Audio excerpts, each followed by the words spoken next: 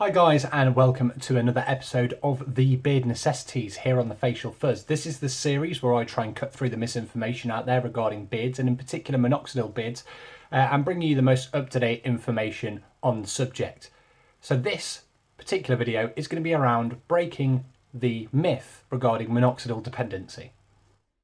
Yo, I done 6 shows in a row, so my voice is hurting. Fans wanna hear what you're in person. Boy, oi. She want a man from Brum, but she settled with a boy from Burton. I still see feds on the block, still see the boy them lurking. Now, if you've been looking for information on YouTube, you've likely come across some videos that talk about minoxidil dependency. In particular, there's one person who talks about this and claims that after 6 months, if you use it continuously, you're going to make your hairs dependent on minoxidil. I'm here to tell you that that is absolute bullshit and not backed up by science whatsoever. So let's look at the times when your hairs are dependent on minoxidil. Well, if you're using minoxidil for your scalp, your hairs are dependent on minoxidil.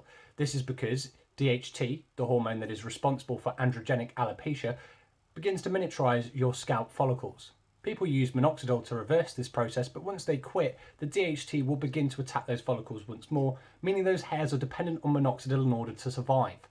However, when we look at the beard, the only hairs that are actually dependent on minoxidil are your vellus hairs. So these are the thin, translucent hairs, typically wispy in kind of their texture. They're not thick and coarse like a terminal hair.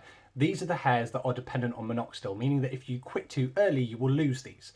Now, what this one particular YouTuber goes on to say is that no matter what your hair is, whatever stage it's at, if you quit after 6 months, you'll keep everything. And that isn't true.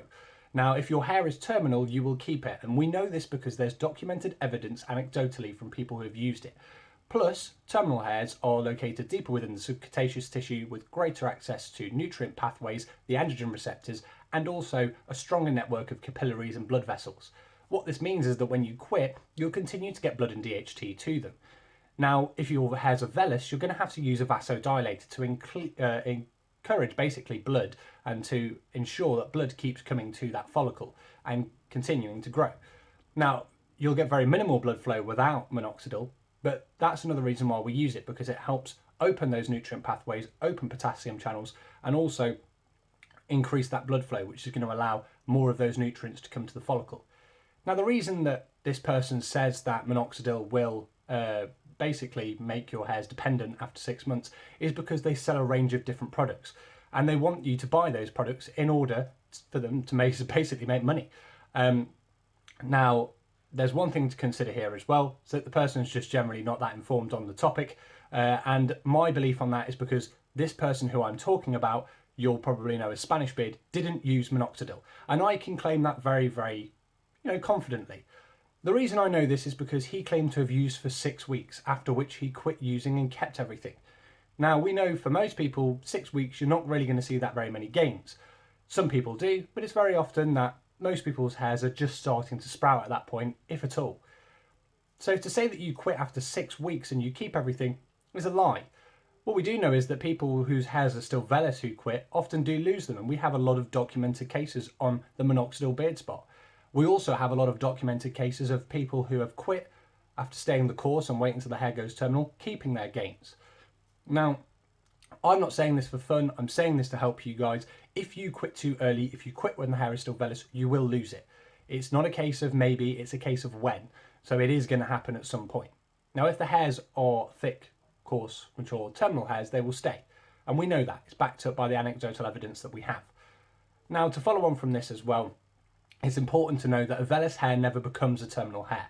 A vellus hair must shed and be replaced with a terminal hair. So when we talk about hairs going terminal, what we really mean is that the follicle has matured to a state that it can actually produce a terminal hair. These usually will shed out the vellus hairs and a terminal hair will replace it. And that's how we know that it will essentially be permanent. So guys, there's some more information for you. I hope this video has been helpful. It isn't an attack on anyone in particular, it's just calling out a lot of the misinformation that's out there. So if you did like this video, please do hit the like button. If you want to see more videos like these, then please hit that subscribe button. If you have any comments, questions, queries or suggestions, pop them in the comments box below. I've been Adam at the Facial Fuzz. It's been great having a chat with you, and I'll see you again next time. Got a blue tick, but I got one on the top that gave me. I don't even know what's real.